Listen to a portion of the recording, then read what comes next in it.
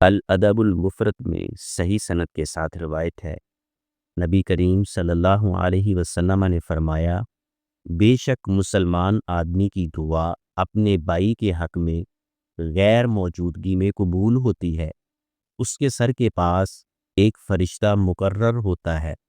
جب یہ اپنے بھائی کے لیے خیر کی دعا کرتا ہے تو فرشتہ کہتا ہے آمین، اور تیرے لیے بھی اس کی طرح ہو۔ اس حدیث کا مفہوم یہ ہے، کسی کی غیر موجودگی میں دعا کرتے وقت دکھاوا نہیں ہوتا، مفاد نہیں ہوتا، ذاتی غرض نہیں ہوتی۔ اسی اخلاص کی وجہ سے یہ دعا جلد قبول ہوتی ہے۔ اس دعا کی قبولیت کی دوسری اہم وجہ دل میں حسد نہیں ہوتا بلکہ خیر خواہی ہوتی ہے۔ مسلمان بھائی کے لیے درد دل ہوتا ہے، امت کے باہمی تعلق کی اعلیٰ مثال ہے، تو ایسے شخص کی دعا پر فرشتہ بھی آمین کہتا ہے اور ساتھ یہ کہتا ہے کہ اللہ تجھے بھی یہ عنایت فرمائے۔